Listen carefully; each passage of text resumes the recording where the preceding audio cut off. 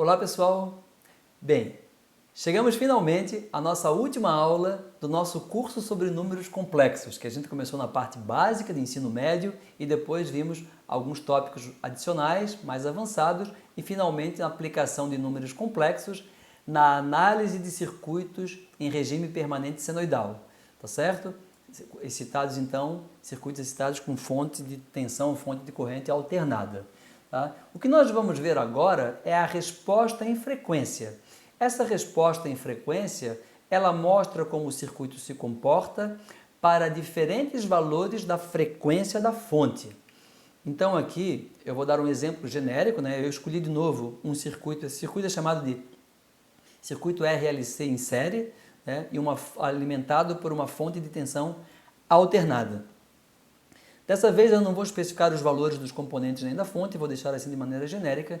Então o objetivo é analisar o comportamento da corrente no circuito em função da frequência da fonte. Então, variando a frequência da fonte, eu vou variar a impedância dos elementos, na verdade do indutor e do capacitor. Isso vai fazer com que a corrente varie. Eu quero ver como que a magnitude e a fase da corrente varia, tá? Em função da variação da frequência da fonte. Então eu quero ver como que o circuito responde em relação às variações de frequência da fonte. Resposta em frequência. A solução, bom, em regime permanente, a minha corrente vai ser uma corrente senoidal ou cossenoidal, que eu vou utilizar na análise com números complexos, com fasores. Então, a minha corrente vai ter uma amplitude IM, que vai depender da frequência, na verdade, e vai ter uma fase φ, que também vai depender da frequência. A frequência da fonte é a mesma frequência da corrente. Na verdade, a frequência da qualquer tensão e corrente no circuito é a própria frequência da fonte. Nesse caso, frequência ômega, frequência angular. Se fosse F, seria 2πf, ômega, certo? Bom, a análise é feita então utilizando fasores, números complexos, domínio da frequência. A tensão na fonte tem amplitude Vm e fase ângulo zero. Aqui está, esse é um número complexo, então, com essa amplitude, com esse ângulo. I de T vai ser representado pelo fasor correspondente I. Os elementos de circuito vão ser representados por suas impedâncias. Então, a indutância é JωL, o resistor é R mesmo, não muda nada, e o capacitor tem como impedância menos J1 sobre ωc, certo? Então, meu objetivo é calcular o fasor I, fasor corrente, que é um número complexo com um módulo IM e ângulo φ, certo? Como obter o fasor corrente? É bem simples, a gente já viu, então eu vou utilizar leis de circuitos. A grande vantagem de trabalhar com fasores é que ele permite substituir equações diferenciais por equações algébricas. Tudo bem, são equações algébricas que usam números complexos, mas a análise de circuito de corrente alternada é absolutamente similar à análise de circuito de corrente contínua, onde está resistor eu coloco impedâncias e só que eu estou trabalhando agora com fasores, certo? Então, a corrente no circuito é a tensão na fonte dividido pela impedância total, a impedância equivalente, que é a soma das impedâncias de cada elemento do circuito, que estão em série. Então, se somou aqui, certo? A tensão na fonte é um número complexo, fasor, com um módulo Vm e ângulo zero, e Zl é JωL, R é o próprio R, e aqui está. Então, é a razão de dois números complexos, certo? Então, aqui eu posso agrupar a parte real e a parte imaginária no denominador e obtive, então, essa relação. Isso, então, se eu tivesse os valores de tensão e do elemento, da frequência, eu conseguiria calcular a corrente. Foi o que a gente fez na aula passada. Mas aqui eu quero ser bem genérico mesmo, tá? Bem, isso, então, vai resultar numa corrente, que é um número complexo com magnitude módulo IM e ângulo φ. Falando do módulo, eu tenho a relação de dois números complexos. Ora, o que é o módulo dessa divisão? É o módulo do de cima dividido pelo módulo do de baixo. O módulo do de cima é Vm, certo? O módulo do de baixo é a raiz quadrada de R ao quadrado mais a parte imaginária ao quadrado. Tudo multiplica J. ωL menos 1 sobre ωc ao quadrado. Isso, então, é o módulo da corrente. é a magnitude da corrente, é o IM, que eu vou representar assim também como sendo módulo para lembrar que é um número complexo, certo? E eu posso fazer um gráfico dessa magnitude em função da frequência ômega, vou fazer isso depois. Primeiro eu quero obter também a fase, ou o ângulo. Quanto vale o ângulo da corrente? Esse φ aqui é uma razão de números complexos, é o ângulo do de cima dividido pelo ângulo do de baixo. O número de cima tem um ângulo zero, aqui está, zero grau, 0 radiano, tanto faz, como quiserem. Quanto vale o ângulo do número de baixo? Tá? É o arco cuja tangente é a parte imaginária dividido pela parte real. Se eu representar no plano complexo, o denominador aqui é um número complexo, com parte imaginária, que é o termo entre parênteses, e parte real, R. A tangente do ângulo desse número complexo é parte imaginária dividido por parte real. Então, o ângulo é o arco cuja tangente é essa relação. Aqui está. Como ele está no denominador, é zero menos o ângulo do de baixo. Então, tem esse menos aqui. Aqui está. Certo? Vamos ver um gráfico do módulo da corrente inicialmente. Então, aqui eu tenho o circuito, aqui está a corrente, e nós já vimos que o módulo da corrente, sua magnitude ou amplitude, é uma função da frequência. Claro, é também função dos elementos do circuito e da amplitude, mas eu quero fazer um gráfico em função de ômega. E aqui está esse gráfico. Tá? Então vamos analisá-lo porque é um gráfico bem interessante. Então aqui eu tenho a magnitude da corrente em função da frequência ômega. O que a gente observa? A gente observa que para ômega igual a zero, se eu substituir ômega igual a zero aqui eu tenho zero, aqui eu tenho 1 sobre zero, certo? Ora, 1 sobre zero, esse número aqui, ele resulta em infinito. Tá? O que quer que sejam os outros, aqui apareceu infinito no denominador. Então, a minha corrente ela é zero, porque eu tenho uma tensão dividida por infinito. Então, para a frequência zero, a corrente é zero. Isso é óbvio, por quê? Porque se a frequência fosse zero, aqui seria uma tensão contínua. Se aqui é tensão contínua em regime permanente, o capacitor ele se comporta como um circuito aberto. Ele se carrega e depois não deixa passar mais corrente nenhuma. Então, para a frequência zero, a corrente no circuito é nula. Para a frequência muito elevada, para uma frequência que tende a infinito, ora, o capacitor tende a se comportar como um curto-circuito. Esse termo aqui resulta em zero. Então, em frequência infinita, o capacitor é um curto-circuito. Já falamos sobre isso anteriormente. Tá? Mas o indutor, ele vai aparecer um ômega infinito aqui embaixo, no denominador. Então, para a frequência muito alta, o indutor tem uma impedância muito grande. Em frequência muito baixa, é o capacitor que tem a impedância muito grande. Então, por conta nesse caso de eu ter tanto o indutor quanto o capacitor, tanto em frequência muito baixa quanto em frequência muito alta, a corrente tende a zero. Mas ela tem um pico aqui, ó. Numa certa frequência, numa frequência específica, a corrente, a magnitude da corrente atinge um valor máximo.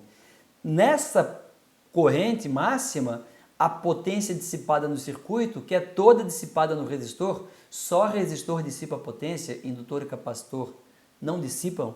Não vou entrar em todo o detalhe de análise de circuitos de corrente alternada, não é o objetivo aqui. Aqui é só explicar o básico, os conceitos mais importantes, atrelados sempre a números complexos, certo? Então, quando a corrente no circuito, por uma dada frequência, atinge o valor máximo, a dissipação é máxima. A potência absorvida pelo circuito, que é a potência dissipada no resistor, é máxima. Quanto vale a potência dissipada no resistor? R vezes I eficaz ao quadrado. R vezes I RMS ao quadrado. Quando a corrente é máxima, a dissipação é máxima. A potência absorvida pelo circuito é máxima. Certo? Isso acontece quando esse denominador aqui ó, é mínimo. A corrente é máxima quando o denominador for mínimo. Isso acontece numa frequência chamada frequência de ressonância. Na frequência de ressonância, a impedância do indutor cancela a impedância do capacitor. ΩL e 1 sobre ômega C, as reatâncias são iguais, só que um é positivo J aqui, o outro tem o menos J multiplicando. Na hora que eu somo, o indutor e o capacitor se anulam. E a única coisa que vai limitar a corrente no circuito é a resistência R. Então, eu tenho a ressonância e ela acontece numa frequência específica em que a reatância do indutor é igual à reatância do capacitor. E isso, as impedâncias se cancelam, então isso acontece nessa frequência específica ômega R. Portanto, a frequência de ressonância desse circuito, que corresponde ao pico da corrente, ao pico da potência dissipada no circuito, é 1 sobre raiz de LC. Se eu quisesse em Hertz, dividiria por 2π, certo?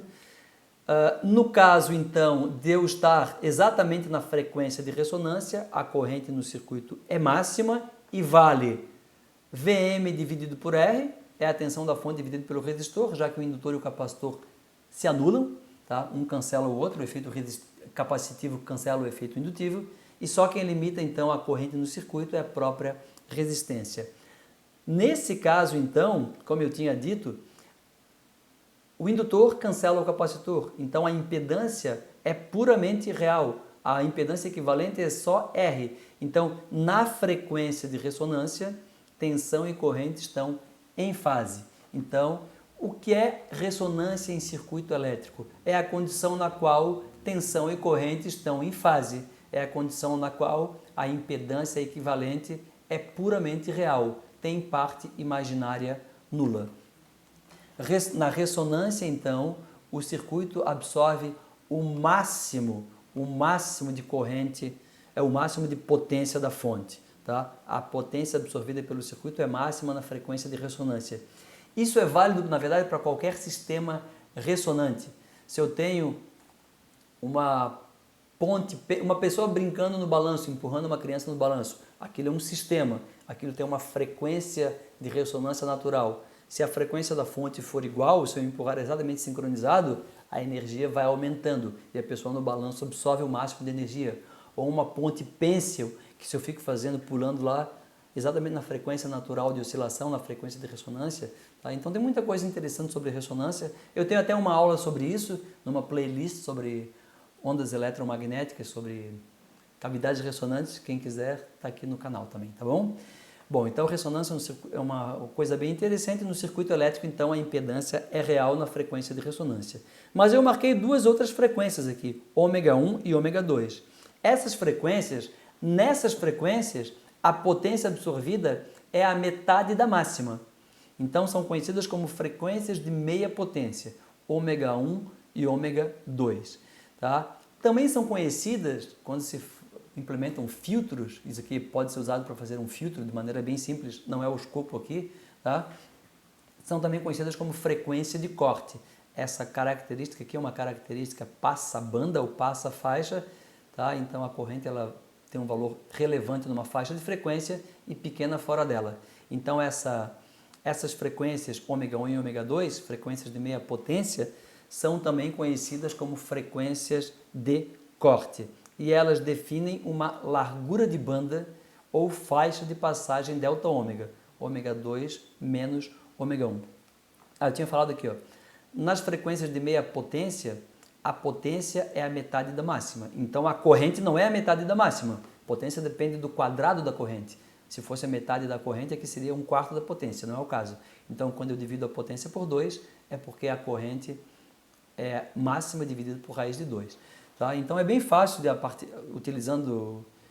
igualando aqui, ó, nas frequências de meia potência, essa parte R ao quadrado é igual a outra parte. Então igualando, conhecendo os valores do indutor, capacitor e resistor, eu consigo obter, resolvendo equações de segundo grau, os valores de ômega 1, ômega 2 e também delta ômega. Não é o objetivo aqui. Essas frequências de meia potência ou frequências de corte são também conhecidas como frequências de 3 dB, porque dividir uma potência por 2 significa extrair 3 decibéis, também não faz parte do escopo desse curso agora, tá bom? Bom, então eu desenhei a curva correspondente à corrente. Então a gente vê que é uma curva aqui do tipo passa-faixa, né? A corrente ela tem valores relevantes numa faixa e menos relevantes fora dela. E em relação à fase? Em relação à fase, a gente já tinha obtido, então, o ângulo, né? O ângulo da corrente é menos arco tangente de tudo que está aqui entre colchetes. Então, exatamente na frequência de ressonância, esses dois termos são iguais. O termo entre colchetes, entre parênteses, é zero. Então, arco tangente de zero. Arco tangente de zero é zero. Tá? Então, claro, na frequência de ressonância, o indutor cancela o capacitor, tem só resistor, tensão e corrente em fase. A fase da corrente é nula. Tá? Nas frequências de meia potência, somando a impedância indutiva com a impedância capacitiva, elas têm o mesmo módulo, esse resultante tem o mesmo módulo que a parte do resistor. Então, o resistor puxa para 0 grau, porque é em fase. O indutor puxa para mais 90 graus, no caso a corrente, menos 90 graus. E o capacitor puxa no sentido contrário. Quando os dois têm o mesmo peso, o indutor e o capacitor, o ângulo fica em zero.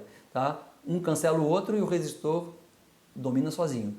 Quando o indutor é muito mais forte, em frequências muito mais elevadas, é ele que ganha. Então, no indutor, a corrente está atrasada de 90 graus. Então, aqui está menos 90. Aqui o indutor tem um peso bem mais forte. Tá? Eu falei em frequência elevada, isso mesmo. Em frequência elevada, o capacitor tende a ser um curto-circuito. Já em frequência muito baixa, o capacitor é dominante, a impedância dele é muito maior. Tá? Então, isso aqui tende a ser um curto-circuito, então o ângulo da corrente tende a ser 90 graus adiantado em relação à tensão. E aqui está, tudo isso pode ser obtido, obviamente, a partir dessa equação, e foi assim que eu fiz para desenhar essa curva, atribuindo valores para L, R e C. Tá bom, pessoal? Então aqui a gente termina esse curso sobre números complexos. Foram duas playlists, a primeira sobre a parte básica de números complexos, ensino médio basicamente. Na segunda parte a gente viu alguns tópicos adicionais e o mais interessante, mais importante, com mais aplicação deles é fazor. Os fazores então, e a gente utilizou fazor para analisar circuitos de corrente alternada em regime permanente senoidal e vimos vários conceitos importantes, impedância, defasagem, etc. E finalmente a parte de resposta em frequência e até ressonância. Tem muito mais coisa interessante para ver, mas no escopo desse curso é suficiente. Espero que tenham gostado, tá? Acho que o número complexo é uma coisa muito legal e tem muita aplicação prática, muito mais do que a gente viu aqui na verdade. Tá bom? Bons estudos para todo mundo. O material, os slides estão todos disponíveis em PDF para download na descrição dos vídeos, então fiquem à vontade para utilizar o material do jeito que bem entenderem para estudar. Então, bons estudos para todo mundo. Até a próxima playlist e até as próximas videoaulas. Abraço para todo mundo. Tchau!